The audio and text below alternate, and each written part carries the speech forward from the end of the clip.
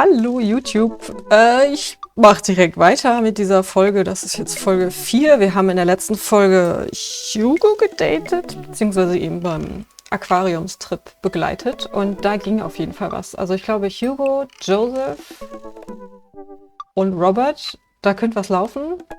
Aber ich würde gerne auch nochmal Matt treffen, weil den mag ich echt mit seiner Musik und Kaffee und so, der ist cool. Aber jetzt hat uns erstmal Craig geschrieben. Deswegen gucken wir mal, was der sagt. Hello, Amanda's dad.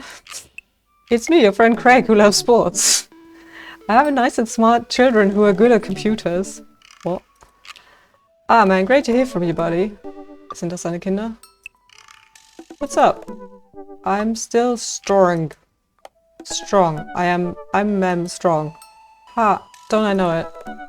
So I've been reading up about whey protein. You use that at all? I figured it'd help me develop a bit of more muscle. Yes, I know what that is. My children are having a tea party and they wanted to invite Amanda, but we can't find her around here. You're also invited. Physical invitation to follow. Cool, I'd love to come. I'll let Amanda know. Thank you, Amanda's dad. Yeah, I guess wir gehen zu der Party.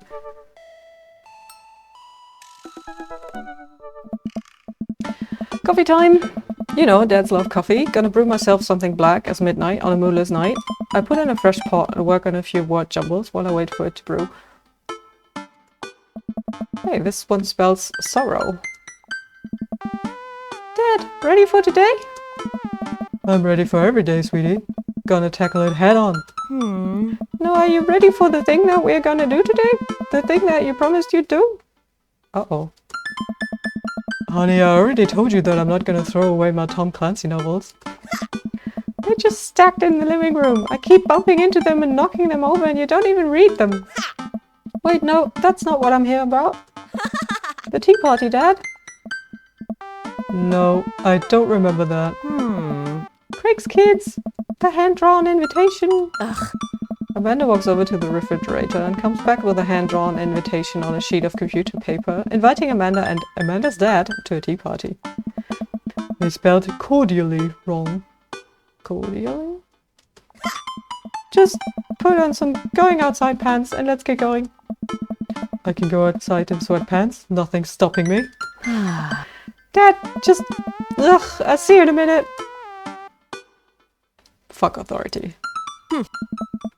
What did I say about the pants? I'm a rebel, sweetie. Whatever. I'm sure it'll be fine. Hello, thank you for coming to our tea party. I do my best bow and present my daughter, who thanks them with a curtsy. This way, please. Brian and Hazel lead us to a small table with tiny chairs. Some are occupied by stuffed animals, and Matt and his daughter come and seat her here too. Oh, how convenient! Matt raises a comically small plastic teacup at me. Hey dude. How's the tea? Hey, The imaginary tea is absolutely wonderful. I taste a hint of lemongrass. Hello, Carmencita. Hello, Mr. Amanda's dad. Did you just wake up? Shit, yeah. No, why? Those are inside pants. Amanda laughs. Please have a seat. I sit down between Amanda and Matt. I don't think I'm going to be able to get out of this chair. Hey. Hi everyone. I turn to see Daisy and Brian enter into the backyard and take a seat next to us. Sorry we're late. Daisy made me put on my going outside pants. Amanda punches me on the shoulder. See? Oh, so you approve of cargo shorts when they're on Brian, but not when they're on me? Dad, you're embarrassing me at the tea party. This is a high-class affair. But... Shh, it's about to start. Thank you all for taking time out of your busy schedules for some high tea. Actually, it's a common misconception that high tea was appreciated by nobles. Dad, shut up! Now, have you all put on your designated tiaras? There are little tiaras sitting on everyone's plates, well, except for Brian's. His is a softball helmet. Oh, we ran out of tiaras. I don't think this is going to fit me. I don't think this is going to fit me, but I appreciate the thought. Dad, you're royalty. Please act like it. Whoa! Brian tries to balance the ill-fitting softball helmet on his head, but it immediately tumbles off into the bushes. Hey. I get that later. Ich krieg Brian irgendwie nicht mehr hin. Hey everybody. Craig comes out with a teapot and a tray of sandwich cookies. Dad, is the tea ready? Oh. Yeah, it's been steeping for a while now. Awesome. Oh. Would you girls like to serve your guests tea? No, thank you. We'd much appreciate our servants' help. Craig leans over to me. That's me. Craig places teacups in front of all of us and a single sandwich cookie onto each of our plates. He pours some tea into my cup. Awfully fluorescent for tea. I clink my teacup with Matt's and take a sip. Hey, Good lemonade. It's tea. Hey. Right, very good tea. I lean over to Amanda, who's happily enjoying her tea. So, what do we do at tea parties? We enjoy the splendors of upper-class society, Father. She takes a dainty bite of her sandwich cookie. Marvelous. So, the meeting of princesses has been called to order. Hear, hear. But I'm a warrior princess. I hunt and stuff. I hunt and stuff, and I have like a really cool sword. Can I be a space princess? I'll allow it. And I'll be a rock star princess. I'm also space princess. Can there be more than one? Space is pretty big, don't you think? I changed my mind. I want to be a space princess too. Dad, what are you? Do I get to be a princess? Duh! Well, I guess that makes me...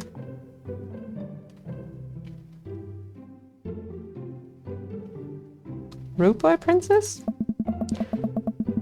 If I drop my crown on the floor, I'll make sure to pick it up, pick it up, pick it up, pick it up.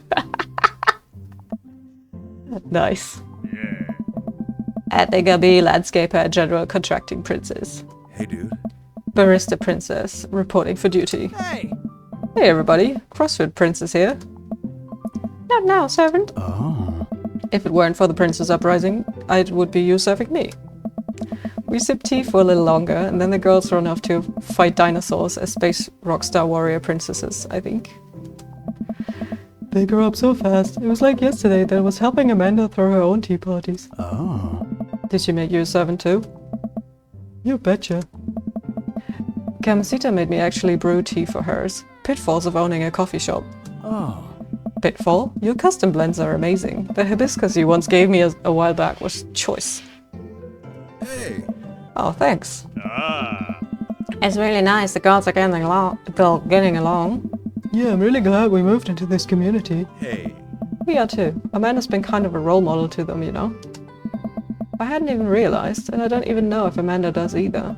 But I guess they're right. All of the girls in the neighborhood look up to her. She seems to go out of her way to play with them. I'm so proud of her. You better not proud dad cry at this tea party, Jens. I brought extra word jumbles if anyone wants to kill some time while the girls play. The day rolls on and the girls all get tuckered out. Amanda spends the whole day playing with them and taking their pictures, promising that she'll send them the best ones later. We all clean up and help put away the tea sets and tables, then head out as Daisy and Carmencita fall asleep on their dad's shoulders. Aww. Oh. Take care, guys. Thanks for coming. Bye, rude boy princess. You want to know? Nah, I filled up on cookies. Me too. I'm tired. Dude, same. Playing with a bunch of little kids who all simultaneously want your attention and approval is surprisingly exhausting. But in a good way, but also in a kind of a scary way. How so? I feel like I gotta be on my best behavior for them. I don't want to let them down.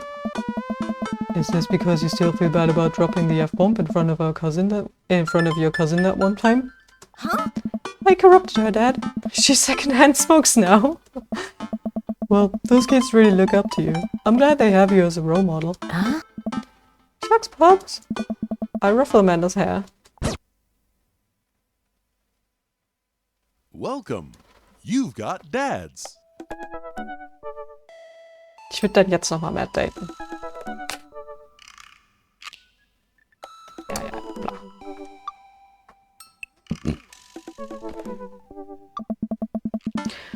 Instead of messaging the guy, why don't I just walk over and grab some coffee? I'm feeling really sluggish today anyway. Amanda! Amanda sticks her head out of her room. Father! Wanna go to the coffee spoon? Oh, so you get called cool once and now you're the cool dad who hangs out at coffee shops and listens to neo-jazz and stuff? Amanda? Are you gonna bring your laptop and your leather-bound journal so you can work on your poetry anthology? Look, honey, do you want me to buy you coffee or not? Let me grab my laptop and my leather-bound journal. Ooh, hi.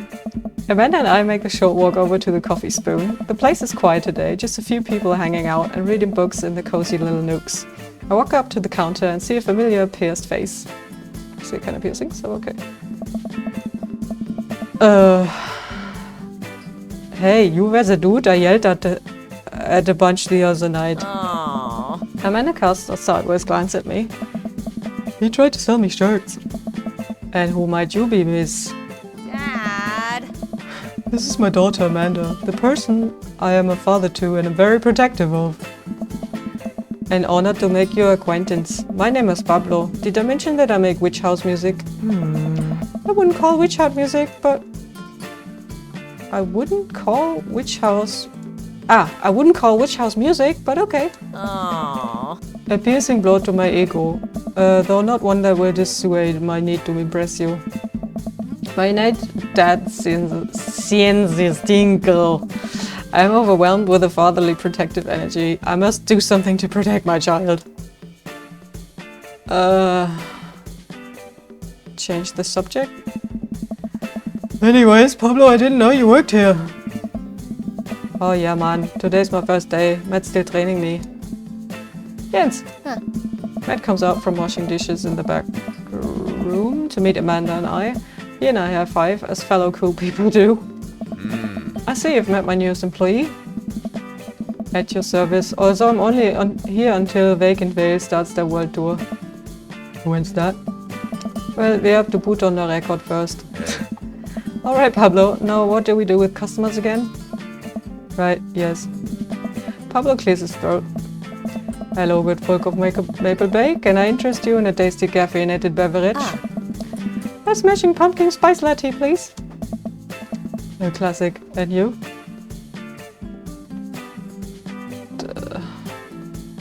Americano football. Please? Hey! Our coffee is as strong as our band's feelings. Good choice. I don't get it. Hey! Oh, American football is a sport, but it's also this emo band that made a good album and then waited over a decade and then made another good album, and their music was very sad and sometimes featured sad trumpets. Hey! And I'm over-explaining the joke again. Coming right up. Pablo gets to work making our drinks while Matt observes him. Hey! You get the hang of it. For as goofy of a dude as he is, Kit works hard. Hey man, that concert was a lot of fun. We should hang out again. Hey, yeah. Hell yes. Hey! I'm actually gonna be done training Pablo in a couple hours and was gonna go record shopping. Wanna come along? Yes. Absolutely. Hey! Pablo brings us our drinks and Amanda buries herself in her laptop. I spend my time sipping my drink and cracking jokes with Matt. Last time we hung out, he told me that he had trouble hanging out with other people, but for some reason he and I can joke like old buds. He's weird. I feel really comfortable around him. Ooh.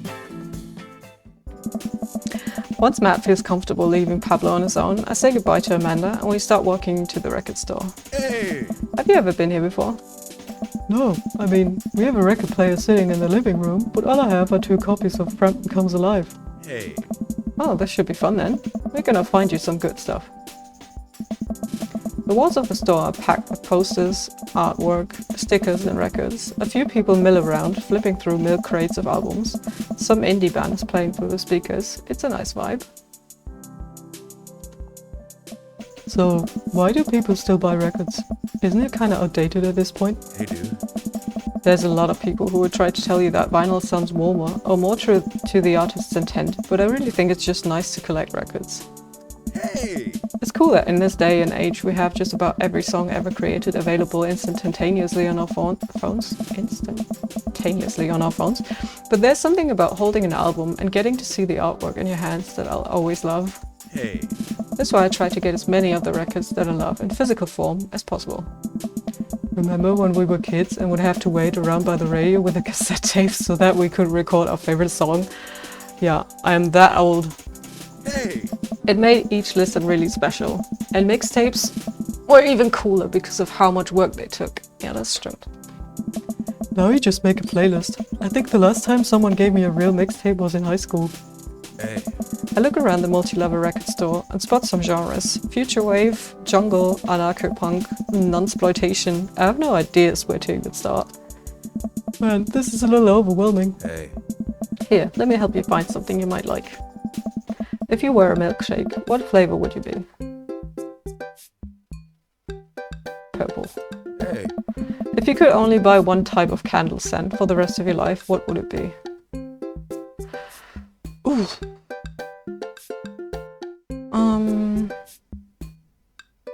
Daffodil Mountain Spring? Oh. What's your favorite ambient sound?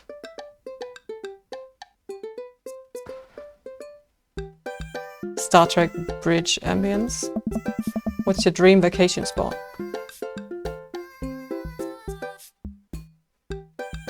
Starting a new life in the Baltics.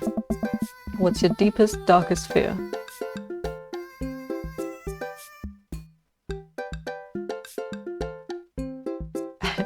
I fear that I don't deserve happiness and won't ever get it. Bisschen deeper jetzt. Matt thinks for a moment. What? Oh, I know just the thing. Hey. Matt runs to the other end of the store and returns holding a record behind his back. He shows it to me. This is Trouble Will Find Me by The National. The National have honed their sad guy sound on album after album. By this point, they're all pros about feeling blue. The music is so amazing that it'll actually cheer you up. Oh dude, thanks for the recommendation. Yeah, sounds great. You're gonna have a great time with it, promise. Matt and I bring our records to the cash register. A young girl with a septum ring and a buzz cut stands behind the counter with one earbud in.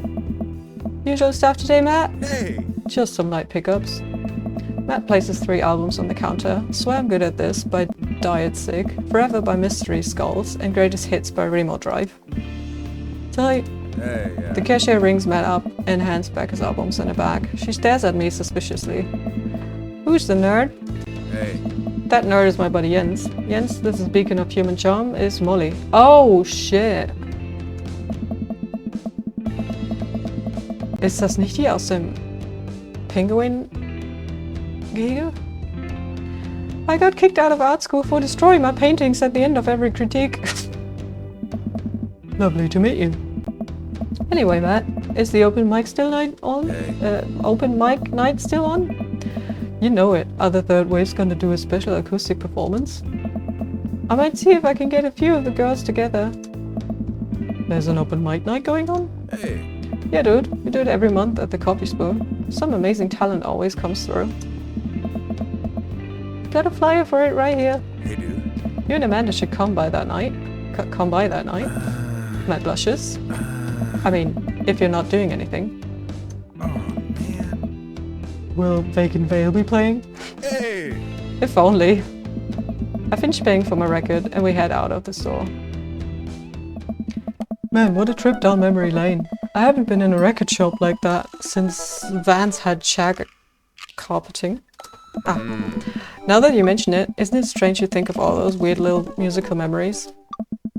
How do you mean? Well, I think music is a very time and place sort of thing. A song is important to me, not only in that I think it sounds good, but where I was and what I was doing when I listened to it.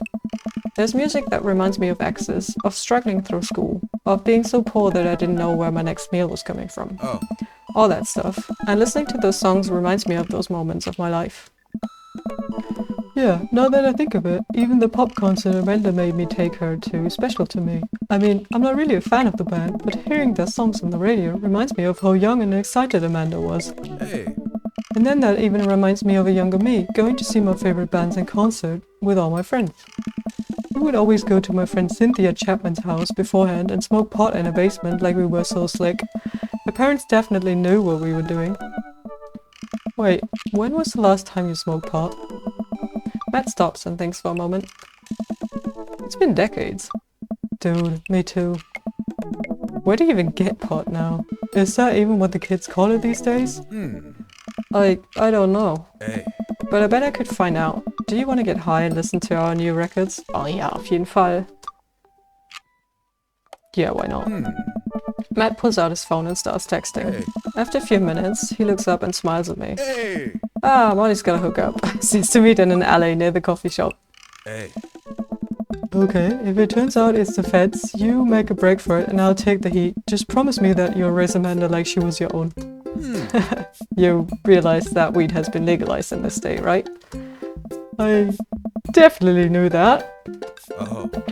But we live in dangerous times. Who knows what lurks in the seedy underbelly of Maple Bay? We could find ourselves on the wrong ends of a deal gone bad. Just look out for Amanda. I swear. Huh? Oh, here's our guy. Coming around the corner of one of those nasty grease dumpsters, shrouded in darkness, is a lean figure dressed all in black. Excuse me, Mr. Drugman? Christ, the person almost jumps out of their skin. It's Lucian, Damian's son. Who sent you? Huh? We're cool, man, we're cool. Says who? For all I know, you could be with the feds. Actually, weed is legal. Prove you're cool. What? I need to know where that you're down or a bolt.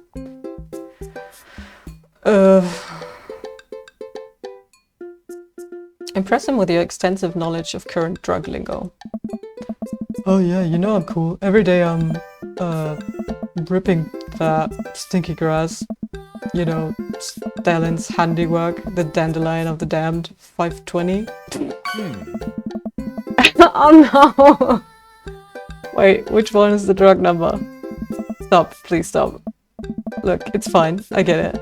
Buzzcut Molly said you were coming. Right, now that formalities are out of the way, let's make a deal. So, alright, how much do you want? One. One what? Hey, dude. Yeah. Yeah. He means weed, Lucian.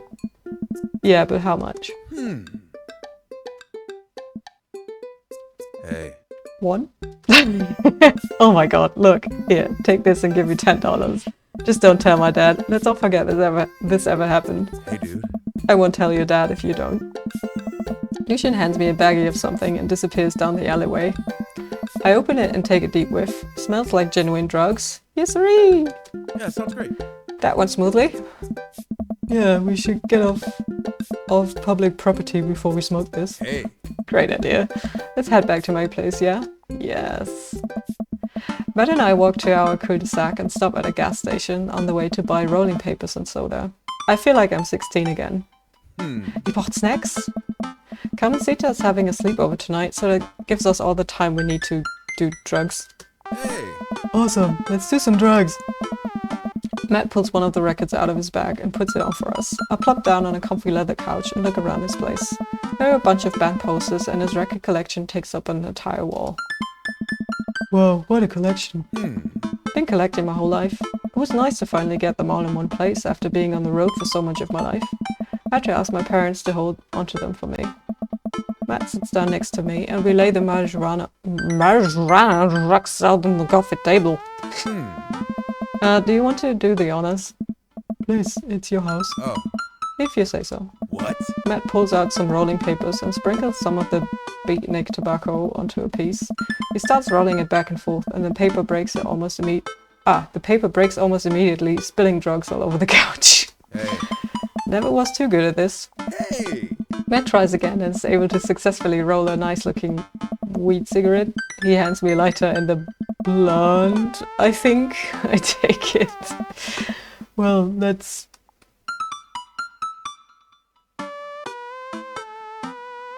smoke some of that gateway drug. I don't know if that's what people call it.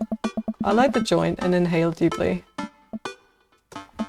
This is not what I remembered. It's been a while, though. Maybe pot drugs have just gotten more potent since the last time I smoked.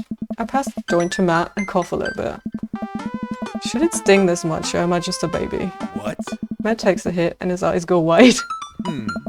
That's not weed. Oh god. Oh. Did we develop a taste for math? No, it's... Matt takes another hit and winces. Hey. Yeah, this is oregano. Ah. I sniffed the air. Yeah, that would definitely explain why it smells like a pizza place in here. That little punk ripped us off. Oh well, we can still relax and enjoy the music sober. You know what? You're right. Hey. We sit and listen through the Diet Sig album that Matt bought, which is catchy as hell. I look around the room again and see photos of Carmencita growing up. I spot a young woman with a huge smile on one of the pictures with the two. Who's that? Oh, that's Rosa. She was Carmencita's mother. She died when Carmencita was young. I'm sorry to hear that. Amanda lost Alex at a young age too. I can understand how hard that must have been. I look around again, spotting a framed geek poster hanging on the wall. On it, there's an illustration of Matt and Rosa surrounded by flowers. The cursive lettering reads, "Stillness, the dancing." Looks like they played the Soundgarden over a decade ago. Were you two in a band together? Hey. Yeah. That was the reason I was touring so much when I was younger. We traveled the whole country in this rinky-dink little van. It was hard to start, but once we started gaining notoriety and seeing how much our songs meant to kids, it was just incredible. Wow, that seems like a life some people only dream of. Hey. It was, and it was difficult at the same time. I couldn't have done it without someone by my side. Rosa and I knew that we couldn't do it forever. The long hours on the road, missing your family, sleeping in the van, all that stuff. Hey. So once she became pregnant with Carmencita, we put down roots in our favorite town to play in, right here. Since she was a kid, Rosa always had a dream to own a quiet little coffee shop. She died before it opened. I'm so sorry. Hey. Don't be. I'm not really sure what to say. I couldn't possibly count the number of times I told people the same thing after Alex died. Oh. Matt gets up to flip the record. Next to the turntable, I notice a dusty piano. Do you play?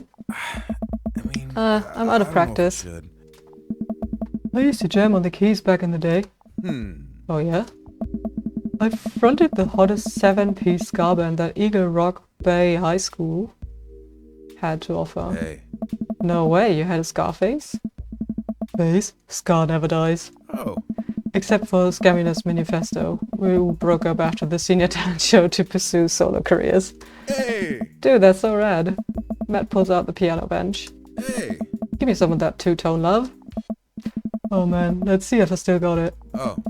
I sit down at the piano.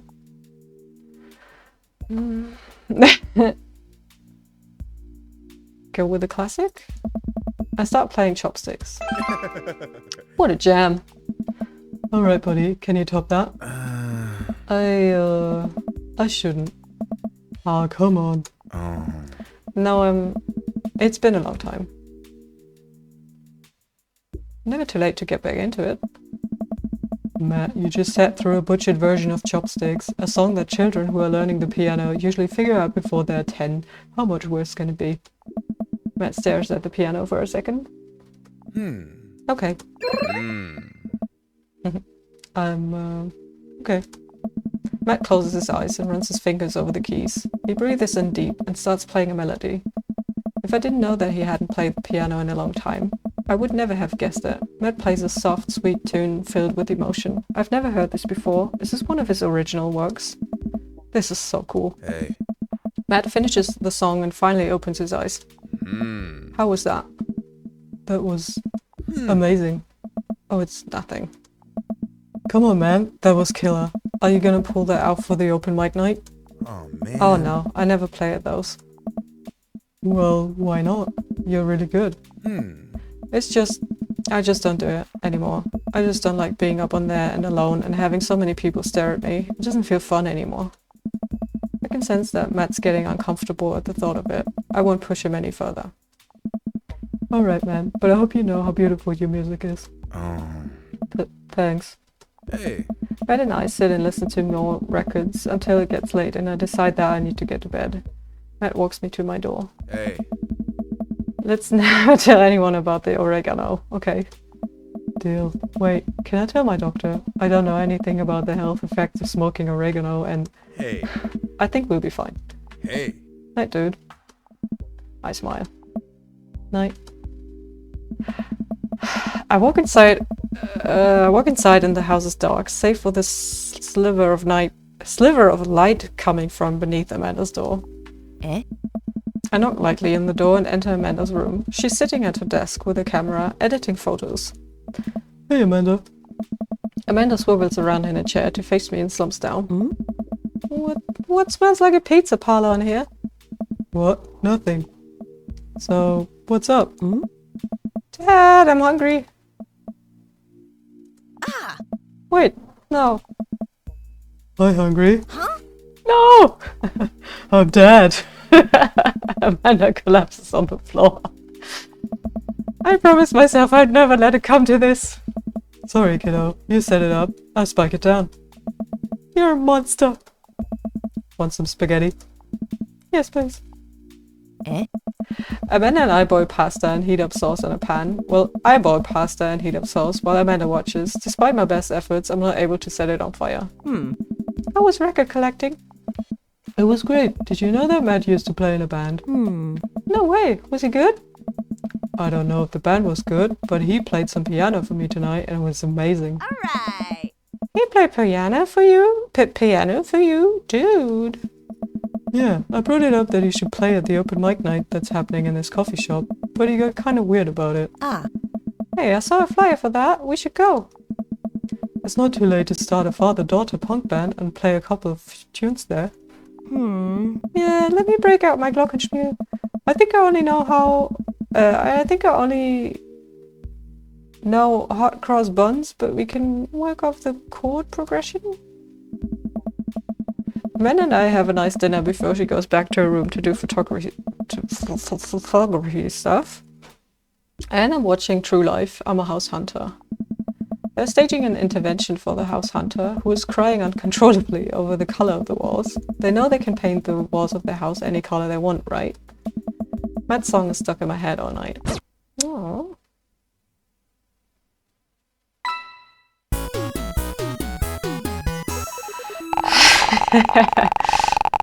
Ich frage mich, ob der Matt schon ready ist, weil es scheint schwierig, den zu daten. Also vielleicht ist er auch gar nicht so interessiert. Weil zum Beispiel hier, hier sind die anderen, Joseph und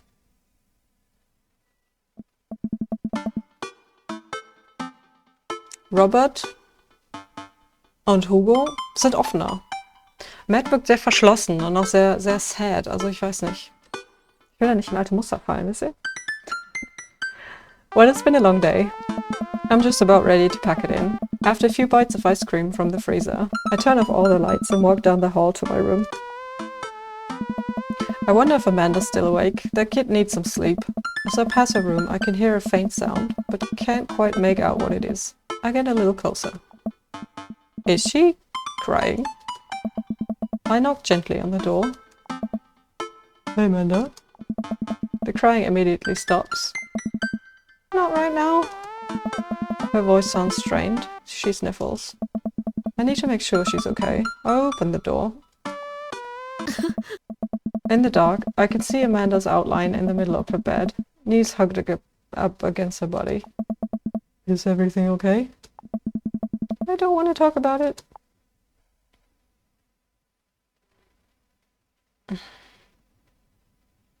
Leave her alone. Alright, I'll leave you be. I back out of the room and close the door gently behind me. She immediately starts crying again. Wow, I have no idea what has her so upset. She seemed totally normal. I feel awful just leaving her to cry, but I also get the feeling that if I tried to do anything else, it would only have made her more upset. I can't stop mentally cycling through all sorts of awful things she could be dealing with right now. More than anything, I just wanted to be happy and safe. I have a hard time falling asleep, but when I finally do, I'm still thinking about Amanda. After a long night of very little sleep, I roll out of bed and make myself a pot of coffee. Amanda should be up for school soon. Maybe she'll be willing to talk about whatever's bothering her. About 10 minutes before she's supposed to leave, Amanda comes out of her room and makes a beeline for the freezer. Morning, Amanda. Morning. She drops a frozen waffle into the toaster and slams the freezer door. She won't look at me. Yikes.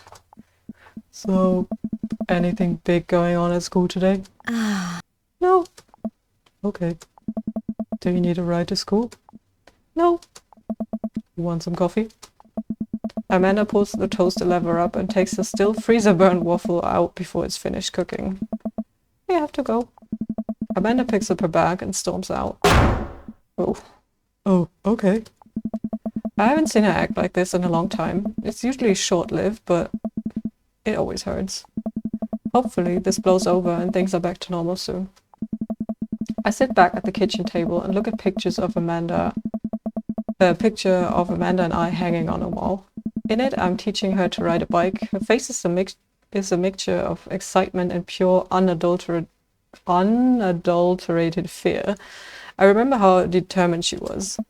Every time she would fall off and scrape her knees, she would get up and try it again. Finally, I had to stop her because she was bleeding everywhere, and she started to cry because she didn't think she needed bandages and wanted to keep trying.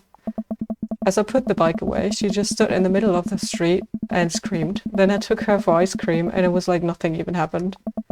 After giving it a bit of thought, I decide that if I force her to talk about it, I'm only going to make things worse, but I have an idea.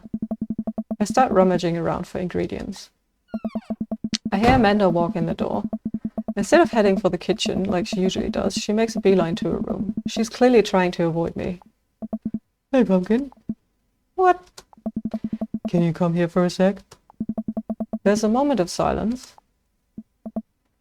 Yeah. I wanted to say sorry about last night. I'm just worried about you, kiddo. I get scared when I know something's wrong, and I get even more scared when I feel like I can't do anything about it. Dad, So just whatever it is, and you don't have to tell me if you don't want to, but whatever it is, just know that you have a dad in your corner who wants you to be happy. Oh. Honey, you know I'm bad with words, so I was hoping I could speak a language we both understand. I pull a cake out of the refrigerator and place it on the table. Hopefully the frosting has set by now. Ta-da! Dad! It took me a really long time because I ran out of red frosting somewhere around sad and had to start over and... Oh God, so süß. This is beautiful. It's strawberry. Amanda gives me a big old hug. I grab some plates and forks and serve us some delicious cake. So, it's really stupid. What is? This whole thing. I know I've been really weird lately, and there's just... I don't even know how to explain it. I feel like I might have to make you a chart. I'm listening. Do you want me to take notes? Oh. I guess I should start from the top. So you know how Emma R. is going to that fancy art school in California, right? Emma R. The best friend? You got it! Wow! Proud of you. Anyway, ever since she got the acceptance letter, I've been feeling like she's drifting away, you know? And she's been spending a lot more time with Grace and Emma P. I just thought it was all in my head for a while, but then I found out from Rosie M. that both of the Emmas, Grace and Noah, all went to a party at Mackenzie Apps. On the same night, they all told me they were busy studying for the Calc AB final. Yikes. So, another important piece of information is... God, this is embarrassing. I have a crush on Noah, and that's the thing. What? Whoa. I had no idea. I definitely didn't know that. Okay. You're a bad liar. So are you. I learned from the worst. Anyway, so the only person I told about the crush was Emma R, and she promised not to tell anybody. I didn't confront them about the party thing because I didn't want to start drama, so I just keep quiet and keep going about my business. Amanda sighs. And then one day, I invite everybody to get nachos at the mall, and after not texting me back for like 2 hours, even though none of them ever put their phones down for more than 60 seconds, they all say they're busy, like simultaneously. So I tell them, never mind, I just eat nachos at home, right? But we were out of chips and I really, really wanted nachos. Totally understandable. Ugh. So I go to the mall anyway. I go to the food court and who do I see there but Grace, Emma P, Emma R, and Noah? All hanging out together and eating nachos. Without me. Wie gemein. What? it gets better. I'm standing by the escalators watching them, and I realize that Noah has his arm around MR, which is kind of weird, right? But then they kiss. No. Yes, I know. So I storm over there, and I'm like, hey. And Grace drops a nacho on her shirt, because of course she does, and MIR is just like, glares at me. Grace. Nothing is coming up. I don't know who that is. Grace is the gossipy one? I know! Grace is the one nobody really likes, so I guess that's me now. But anyway, nobody will say anything, and I'm just like, you guys suck, which I realize is not the most eloquent thing to say, but I was very angry and really embarrassed, and I just wanted to get out of there. So I left, without nachos, might I add, which only further contributed to my shitty day, and immediately drafted a super long text to the group chat asking them why they've been so weird. Then I wrote another one to MR asking how long the Noah thing's been going on, and sorry, I know that's a lot. You still following? I'm a little confused, but I think I understand. That's okay, you're trying. So what happens next? Oh, okay, get a load of this. MR says, you know what, let me just read it to you. Amanda pulls out her phone and reads, word for word, an arduously long string of text messages. Can you believe that? I cannot believe that.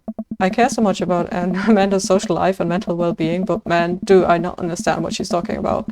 This is all beyond me, but I'm trying my hardest to be supportive. They were dating in secret for like months. So I told her that she's being a really terrible friend, and she's like, well, if you think I'm so terrible, then just stop being my friend. And I was like, okay. And then she left me on read. And then... Wait, left me on read? What's that? Oh, like, she saw my message and didn't reply. And I know because there are read receipts. I don't know what read receipts are, but I'm just gonna nod and pretend I understand. Gotcha. So while all of this is happening, I'm talking to Emma P about how mad I am because she's at least being kind of reasonable, and I'm venting to her about how pissed I am at everybody and stuff. And then out of nowhere, Noah texts me and is like, how could you say that about me? And I'm like, say what about you? And it tells me that Emma P sent screenshots of everything I told her to the group chat that I got kicked out of. Ugh. Alright, I think you lost me at screenshots, but that definitely sounds bad. There's so much more, but honestly, it's all just really stupid teenager stuff. The bottom line is that everybody dropped me, half of my grade hates me, and now I have no friends. Amanda, I'm so sorry. I almost expected it from everybody else, but... Emma R has been there since Mom died. I can't believe she would just stab me in the back like that. I'm not even that mad that she's dating Noah. I'm just upset that she lied to me about it for so long. Amanda stabs at the remnants of her cake. Okay, I take it back. I'm kind of mad she's dating Noah. Like, what did I do wrong? Why did everyone just suddenly decide I'm not cool anymore? Why wasn't I enough? I don't understand. And as mad as I am at everybody, like, I miss them, Dad. Amanda looks so dejected, I almost can't take it. What could I possibly say to help? Oh no. Anyways, that's it. That's the whole sordid tale. Thanks for listening. Tune in next week for more hot gossip. Wow. I know, it's pretty dumb. It's not dumb. No, it's a stupid thing to be upset over. Amanda, your feelings are real. Don't ever be mad at yourself for having feelings. I guess. Unless you've secretly been a robot who's been approximating human feelings this whole time. Dad, if I was a robot, I would have transformed into a monster truck a long time ago. But seriously, I know you probably don't want advice, but I feel like it's my duty as a dad to bestow upon you a few nuggets of fatherly wisdom.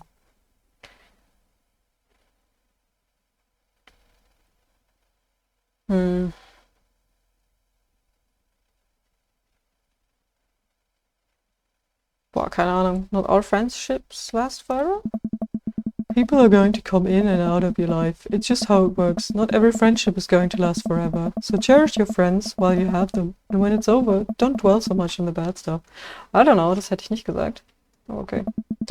You had some good times with MR, but you guys grew apart. Learn from it and keep moving forward. There's so many new friends to make, and they're gonna be so much cooler than MR and the rest. Ultimately, I think this says way more about their character than it does about yours, because you're amazing, and if they can't see that, well, that's their problem. Das stimmt. I'll keep that in mind. I looked down at the table. Did we just eat that whole cake? Huh. Yes, we did just eat that whole cake. Well, good talk. Amanda gets up to go to her room. Before she closes her door, she turns around. Hey, Pops. Yes. Thank you. You are always welcome. Love you, Amanda. I love you too, Dad. I love you too, Dad. Aww. Welcome. You've got dads. Hi, this is Steve from Dadmazon. I'm out front with your delivery. Oh, okay. Yes, I'll be right down. Wait, no, sorry. I need to put on pants first. I can't find my pants, but I'm wrapped from waist down in a duvet. Are you cool with that? I can come back tomorrow. Oh no, I'll wait. I'll be right down. I found some sensible Cadburys. Put on pants. Natürlich. Oh, I got a package. Wanna know what it is? Oh, I bet it's that package of socks I ordered. I open up the box and start pulling the packing peanuts out. Man, these socks reek. Okay, that's definitely not socks. It's... butterflies? Oh boy, I almost don't even want to know what Amanda was planning on doing with these. Hey Amanda, your box of dead butterflies is here. What's up? Are you sacrificing them? What? You ordered butterflies? Yes. You can order dead butterflies online? Wait, so these aren't yours? No, but I'm definitely ordering some right now. Okay, love you. I take a look at the box again. Oh, this is addressed to Damian's house. Of course it is. Bring the box to Damian. I should take it over to him. I jog over to Damian's house with the box. I pull back his door knocker, but suddenly the door opens. Mr. Shenanigans, to what do I owe the pleasure? Whoa, how did you know I was about to knock? Oh. I don't know. Oh, okay. Anyways. I think this got delivered to my house by mistake. I hand him the box and his face lights up. What a wonderful surprise. I was just about to send a strongly worded letter to the courier service about this. Thanks. Many thanks. Not to pry, but what are you gonna do with those butterflies? Would you like to see? Alarm bells ring in my head. This is how you died, Jens Shenanigans. Ich weiß noch schon, dass die sammelt. Sure. Damian leads me into his study, where he set up some sort of workstation. Above his desk is a wall of pinned butterflies, moths and beetles. Ja, das haben wir doch schon gesehen. Oh, wow, that's really something, Damian. I'm quite proud of my little collection. You do all of this yourself? Of course, I find it rather relaxing. How do you... It's simple. Here, let me show you. These aren't ready quite yet. They'll need to be rehydrated overnight, so they're easier to work with. I have some over here that are ready to pin. Damian takes a seat at his desk while I hover behind him. He picks up a little triangular paper package and snips off the edges. He pulls out an all-black butterfly and shows it to me. I'm rather excited about this one. It's a turquoise swallowtail. He gently opens the wings, spreading the butterfly out on the table. The backs of the wings are a gorgeous iridescent green color. Ich glaube, so einen habe ich auch. Oh, and the pigment on this one is so nice too. Anyways, pinning a butterfly is actually very simple. It just requires a delicate touch. First, I'll put a pin through the thorax. Damian slides a pin through the middle of the butterfly and places the butterfly on a piece of styrofoam. He carefully arranges the antennae with forceps and begins placing paper and more pins on and around it. He does this so effortlessly that it's almost hypnotic. Oh. I have a frame here that I think this one will look quite pretty in, but I'll need to let it sit for a couple of days until it's ready. And then what? I remove all of the pins and put it on display with the others. Take a closer look at Damian's collection. One with bright blue wings keeps drawing my eye. This one's so pretty. Damian takes it off the wall. Oh. Ah, yes, that's a blue morpho. One of my favorites, too. He hands the small frame to me. Huh. Here, I think this would look lovely in your home. Oh! Oh, I couldn't take this. Huh. I insist. Believe me, I have more than enough. Thank you. If you ever have an interest in pinning some insects yourself, you know where to find me. Ja, doch, würde ich machen. I think I'll leave that up to you. I feel like I'd probably break them in half with my butterfingers. Oh. Nonsense, you have beautiful, steady hands. You would make a fine taxidermist. Thank you. Am I blushing?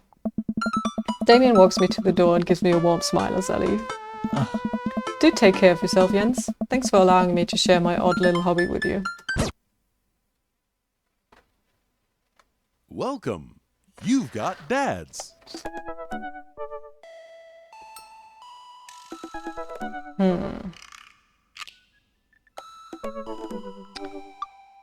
Ich glaube, am längsten nicht mehr gesehen haben wir jetzt Robert.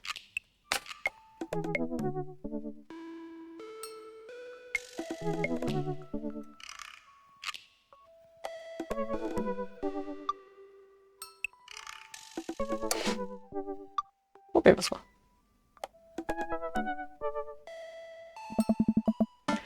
Robert was pretty nice, a little odd, but nice, and ruggedly handsome. We should hang out. I type out a message to him on Dadbook. Hey Robert, good seeing you again at the cookout. Wanna grab a drink? I sit there for a couple of seconds, hoping he'll message me back. Hey, it says that he read my message. I anxiously wait for a response. Watch cat videos on the internet. I start down a rabbit hole of cat videos and Robert quickly vanishes from my mind. I didn't realize how long I've been doing this, but by the time I watch maybe my 30th cat video, Robert pops back into my head. I jump back over to Dadbook to see if he's responded yet. Nothing. Well, I guess the guy's busy. I might as well make the best of my day. I get up, walk to the living room, then sit down and turn on the TV. Food channel. Oh, meat hell is on. You have 10 minutes to cook a 5-course meal that must include these ingredients: steak, lemon, meringue pie, paper clips, and a hammer. If you are unable to finish cooking or if any of these ingredients are absent from the dish, we will release the wolves. Oh my god. I'm not kidding. Please help us. I lose several hours to whatever the hell that was. Sighing, I get up and walk around the house. My stomach grumbles. Time for lunch, huh? Well, I guess it's time for old Chef Shenanigans to cook a gourmet delicacy. I walk over to the refrigerator and open the door. Sandwich. I make a sandwich in its entirety while standing there. Who needs plates? The sandwich, a lost art. I admire my work for a second before I clumsily drop the entire thing on the floor. Really sore. No! I look around and remember that Amanda's not home. This is still good. 5-second rule, right? I reassemble my sandwich, peeling pickles off the floor and putting them back where they belong, in my mouth. Wait, I'm a wreck. I finish my snack and walk around the house some more, bored. When's Amanda coming home? Oh, I just remembered something. When we were packing up the old house, we found an old basketball hoop that would hang off of a door. It would really bring the living room together. I wonder where I put that. I spend a couple minutes poking around the new place until I find it. After installing it above one of the doors in the living room, I'm ready to dunk. Come on and slam! I take a leap from the free throw line and rocket that sucker down the net. The crowd goes wild. And welcome to the jam! I pull up from the 3-point line, breaking ankles and sinking a fadeaway. And I forgot the rest of the words to this song. No look behind the back hook shot, everyone's on their feet. Something, Space Jam! I managed to just barely defeat myself at horse before Amanda comes home, then we cook dinner together. We're proud of ourselves for not even coming close to burning down the house. Afterward, Amanda and I dig into a cartoon of ice cream over an episode of Chopped Toddler Tournament. What do you have in front of us is a molecularly deconstructed sweet potato with a brown sugar demi-glazed with creme fraiche. Of course. This is literally a jar of baby food. The toddler immediately bursts into tears. Are we bad people for watching this? Yes. Just then, my computer dings. Huh? What's that? Oh, you probably just got a message. Amanda and I walk over to the computer and check that book. It's a message from Robert.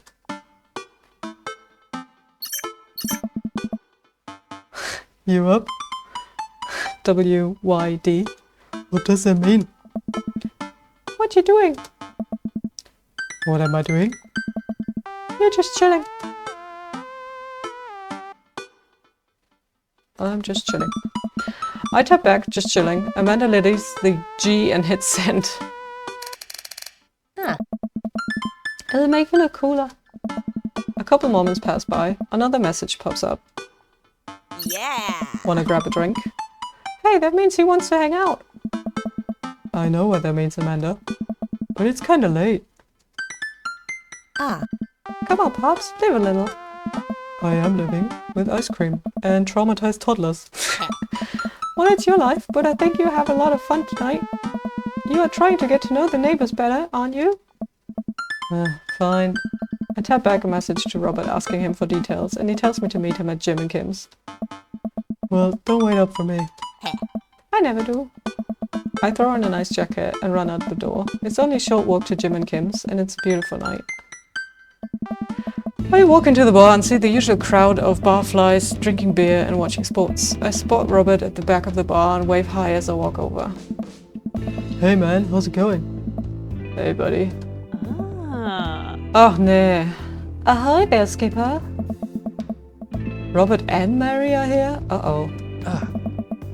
I brought Mary along. Figured we needed a drinking buddy. Why? Oh man, I was excited to get to know Robert a little bit better. Now I have to deal with this weird married lady making passes at me. Come on. Don't look so scared, kiddo. We're just having a drink. Oh. Yeah, speaking of which, I think it's time for the first round. What are you having? Ah. Something tropical. Yeah, fuck off. What do I look like? A toucan? Welcome to the Robert party. Lass mich trinken, was ich will. Robert orders 3 shots of whiskey and passes them between us. Well, this wasn't how I expected my night to be going. Hey. Here's to bad decisions and relaxed moral values, fellas. What have I got myself into? Haben die was miteinander? We all knock back the shots. I almost choke on the whiskey as it burns down my throat. Holy hell, that was a kick. I look over at Robert and Mary, who seem like old pros at this. Robert grabs his jacket and throws it on. Let's get marching. What? The night's young, Chief. Come on, we're bar hopping. Oh, alright. We leave the bar and start walking down the street. I still don't know this area of town very well, so I just follow Robert. So where are we headed? Hey, Irish hour drinking. It's an Irish pub. A good pun is the whiskey to my heart. Ugh. And puns are the lowest form of humor, Jens. Try harder. Halt die Fresse, Mary. Ouch. Am I gonna be the butt of the joke all night? Jesus, Mary, put your fangs away for a second. We walk into Irish hour drinking. The bar's pretty much the same as Jim and Kim's, except for the old-timey Irish memorabilia on the wall. Next round, what are you having? Do they make fruity Irish cocktails? Nope. Robert orders 3 more glasses of whiskey, and we post up in a garish green booth. Mary slides in and sidles up next to Robert, which makes me breathe a sign of relief. Let's sip this one, why don't we? Suit yourself. Mary immediately downs her shot in one gulp and burps loudly. That'll put hair in your chest. You're truly the paragon of grace and beauty. Mary grabs my drink and sips on it. Hey. Jens, be a dear and get us another round, will ya? Hey. I don't know how to process this evening at all. I get up and order another round of drinks from the bartender. As I head back, I see Mary and Robert having a lively conversation. Robert roars with laughter. I don't think I've ever seen this guy smile, let alone laugh. I take a seat across the booth from them and pass out the drinks. Oh. So Edith's kid snuck some pot brownies onto the table at the last bake sale, right? And I spot that little hem sweatshirted gremlin in the act. So I go up to Edith with the baggie and about to tell her when all of a sudden she just freaks out at me. "You're ruining the bake sale," she says. "I should have been PTA president. Your roots are bad," and blah, blah, blah. Mm-hmm. So what did you do? I told her to have a brownie and that everything was going to be fine. They both erupt in laughter. I politely follow along with the story. Hey. She ate 3. More laughter. Okay, that was actually pretty funny. She called the cops and told them that time had stopped. Hey. Come on. Mary looks directly at me. "Do you smoke weed?" "What?" "You know, the devil's lettuce." I have 2 big fat blunts in my purse right now. Want a blaze? Are you with the feds? I worked hard for what I have, and no 2-bit corner boy is gonna drop the dime on me. So you take what you're pushing somewhere else, and I'll keep running my business the way I want it run. What? Remember, you come at the king, you best not miss. Jesus, kid, dial it back. Robert giggles helplessly. Hey. I'm just kidding, cowboy. Lay off the kid, Mary. You might not be used to your brand of humor. Fine, fine. We sit around and sip our drinks, people watching and cracking jokes. After a little bit of time, I begin to warm up to Mary. Her jokes become much funnier and much less scary. But it seems like she's not going anywhere anytime soon. I just wanted some alone time with Robert. I wonder if I can get her to leave somehow. Could you get the next round? You're trying to ditch me, pal. No. Because if you're trying to ditch me, you can just tell me to scram. No, it's fine. Jens wants alone time with his new best buddy, Robert. Read you loud and clear, the wingman breaks formation to pursue their prey. Now, if you fellas will excuse me, Mary needs to sink her teeth into a helpless boy. Go with God. Nice seeing you. Give it a rest, buddy. Deuces, nerds. Mary gets up and saunters over to a younger-looking guy at the bar. She grows on you. Does she, though? I feel like she kind of delights in making men suffer. Well, she does. But what about her and Joseph? Oh. What about him? You know, they're married, and she definitely tried to get in my pants the other night, and I gesture to her across the bar, where she's making goo-goo eyes at that young guy from before. He looks like he's being held hostage. Oh, that's just a thing she does. She's harmless. Tell her to the boy she's hanging off of. Poor kid looks like he's seen war. Robert lets out a hearty laugh. Hey, I got him to laugh. Oh man, you know I pegged you for one of those straight-laced types. Oh, don't worry, I got pretty wild back in my day. Still got a little wild in you? There's so much wild in me.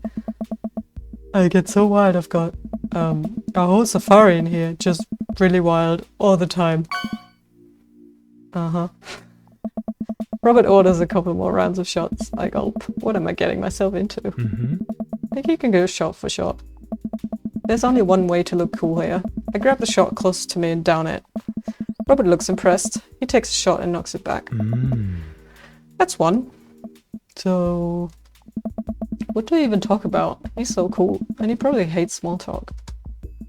So how are things? I hate small talk. Okay.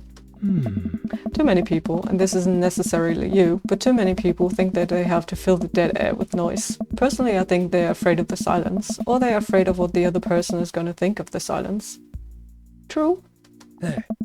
If you want some unsolicited advice, just learn to be comfortable with silence. Nothing wrong with 2 people sitting in silence and drinking whiskey. Oh, alright. Robert and I sit in silence and drink whiskey. I take in the rest of the bar. Patrons laughing, playing darts, spilling beer. Mary giving the hard sell to that young man. The young man pretending he got a phone call from one of his friends. Maybe silence is nice sometimes. So, you ever kill a man? I choke on my drink. Excuse me? Oh? You know, watch the life drain from someone's eyes. It's not just their life, you know. It's their hopes and dreams draining away. Every memory and experience they've ever had, gone. No. Great, me neither. Robert knocks back his shot and motions for me to do the same. I reciprocate. I'm just messing with you. Relax. I laugh nervously. Or am I? I laugh nervously again.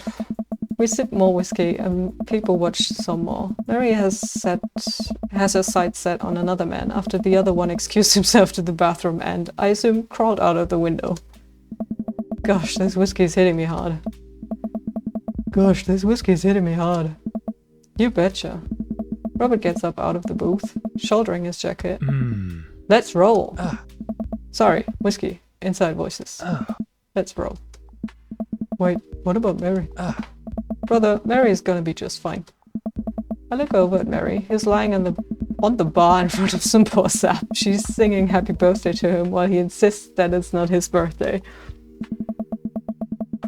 We make our way out of the bar and back onto the street. I'm trying my hardest not to stumble, but man, that sidewalk is just coming right at me. I hope Robert doesn't notice me tripping over my own feet like this. This is the first time I've ever been drunk. Where to? You'll see. I follow Robert through street lamp spotlights until we eventually arrive at a rundown strip mall.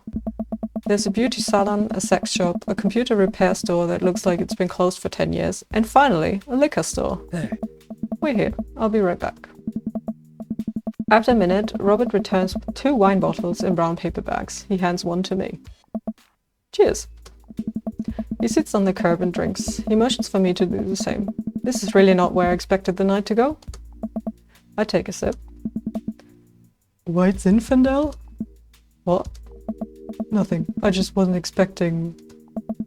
It is delicious, fruity, and refreshing. Don't judge me. I start to say something. Think of his lecture about valuing silence earlier. And stop. I sip on my wine and watch cars drive by. Let's throw rocks at shit. What? Robert suddenly hurls a rock at a stop sign. The ding echoes through the empty parking lot. That felt good. He presses a stone into my free hand. Now you try. I don't know. With feeling. I look at the rock in my hand and look at the stop sign. Back at the rock. Back at the stop sign. I know what has to be done. I got a problem with authority. I hurl the rock at the sign. It sails over the stop sign, right into the window of a parked car, leaving a crack. Dude, run!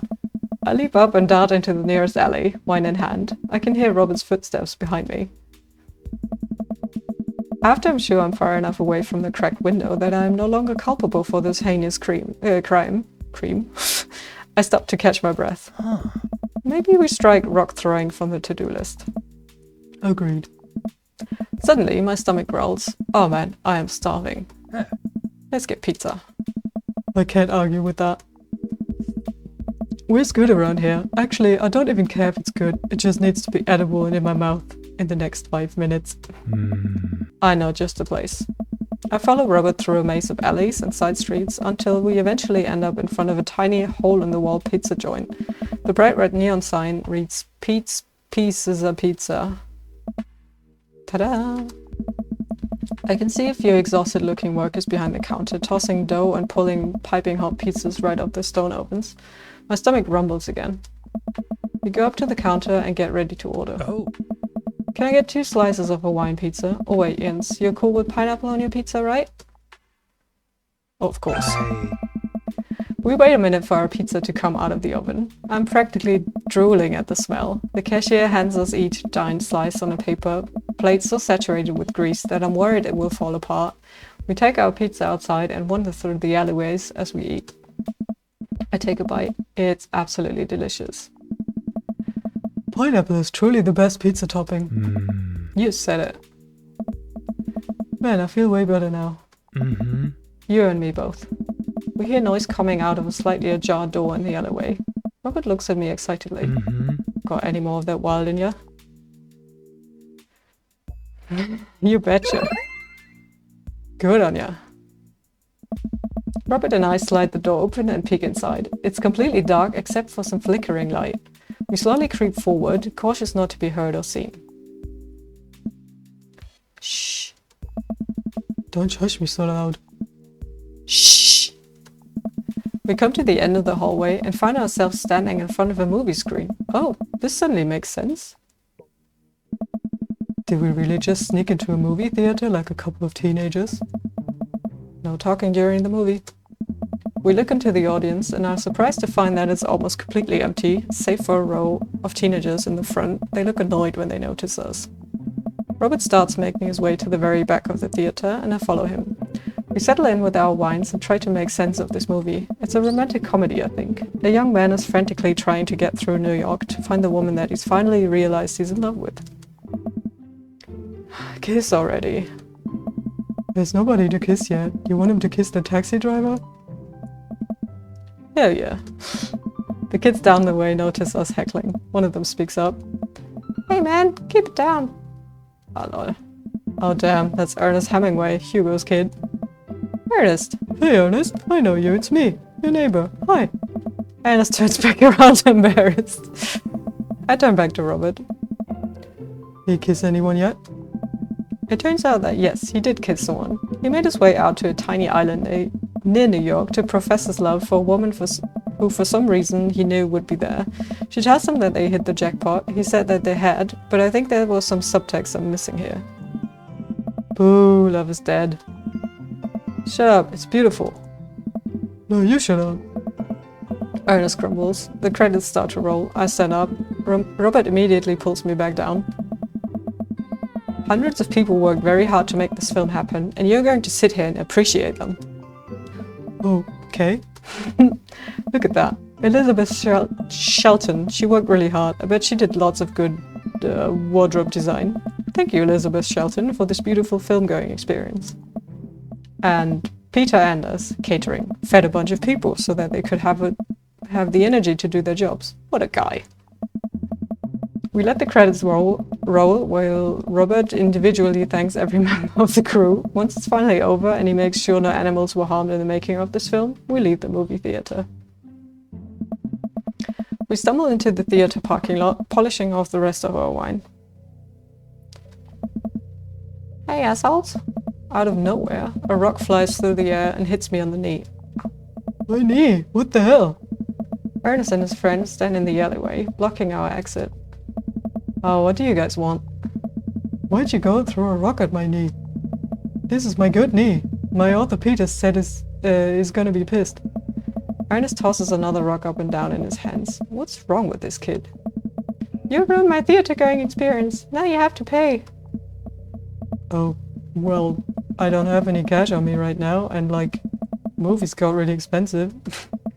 Ernest hugs another rock at my other knee. I'm able to jump out of the way, but I didn't properly stretch before physical activity, and I'm probably gonna feel super sore in the morning. We ruined it for you? That movie was pretty crappy in the first place. Hey, you take that back. That was a beautiful love story with really genuine acting. You call that good acting? What a classicist? Yeah. Mainstream slop have you been served your entire life? What? Whoa.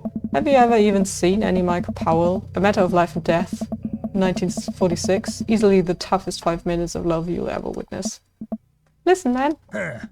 No, you listen. That popcorn-ass drivel the mass media is shoving down your throat will only make you dumber and sadder. You, of all people, should strive for a higher standard in the art you consume.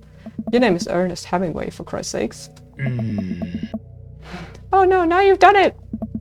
Ernest rushes at Robert, screaming like a banshee. Ah! I dive between Ernest and Robert, trying to stop the kid. He lunges forward, kicking me as hard as he can in the knee. Fuck my knee! How dare you? Robert gets in between Ernest and myself. It's as if he's seeing red. Fuck, my fucking knee hurts. No one hurts my Alright buddy, talk like punk, get hit like a punk. Robert squares up into a boxer stance. Queensberry rules, 3 minutes rounds with 1 minute rest in between, no low blows, fish hooks, J grabs, or high blows. What? Excuse me? And don't even think about pulling an illegal turnstile. That's an automatic deduction of 3 points. You have to designate a second if you're unable to fulfill your role as main duelist. One of your friends over there looks like he has enough youthful vivacity to handle it. Hey man, I don't want to get dragged into this. That movie sucked. It's too late. You two are bloodbound. If he dies, you die. How dare you? Sorry, I don't make the rules. Talk to Queensberry. We're just gonna go? Ernest and his friends warily back away. Robert calls after them. The Queensberry Association will hear about this. Oh. And consume better content. Once the teens are safely out of earshot, Robert turns to me. Were you about to actually fight that kid? Oh. Are you kidding me? I would never hit a child. That would be despicable. Hey. You throw the rules at them though. They always bolt. Nobody wants a Queensberry sanctioned throwdown. With full disclosure, I made half of that up. Wow. See, you don't even have to know the rules, you just make them up. Come on, let's get out of here. Oh boy. Robert and I cool down a bit as we walk back to the neighborhood. I'm so sorry, I get really into the art of filmmaking when I drink. It's okay. I think it's cool how much you like movies. To be honest, I don't know a lot about them myself. Buddy, I got so much to show you. You ever see any Sam Fuller? I haven't. Fuller's cash. Thanks for the adventure. Adventure's all I got, buddy. Robert throws an arm around my shoulder, and we drunkenly belt out tunes all the way back. We finally get to his doorstep. Yeah. This was an interesting night. I liked it. A smile forms on his cheeks, a rare sight. Oh boy. Let's hang again soon, yeah? Yeah. I linger there for a second, swaying drunkenly in the night breeze. Robert claps me on the shoulder. Night, bud. Robert heads back inside, and I stumble my way back home.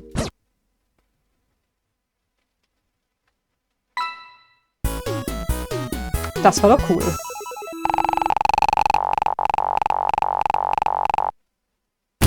I had fun.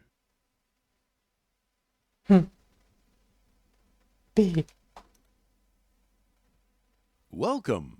You've got Also die dads. scheinen logischerweise unterschiedliche Ansprüche an die Dates zu haben und dementsprechend zu bewerten. Ich habe am Anfang gedacht, dass das Game das bewertet, aber ich nehme an, dass die Leute, die wir daten, das bewerten. Also ich denke nach wie vor, wir haben eine Chance bei Hugo, Joseph und Robert. Brian möchte ich eigentlich nicht mehr treffen. Craig können wir noch mal versuchen, wobei ich glaube, das bleibt platonisch. Matt weiß ich nicht, ob der wirklich ready ist für eine Beziehung. Aber Damian könnte zum Beispiel auch gehen. Zusammen so ein paar Tiere präparieren oder so. Ja, wie man merkt, ich habe mit dem Mund fusselig geredet, aber es hat mir wieder sehr viel Spaß gemacht und ich freue mich aufs nächste Mal. Vielen Dank fürs Zuschauen. Kommentiert, liked, teilt. Ihr wisst, wie es geht. Bis dann!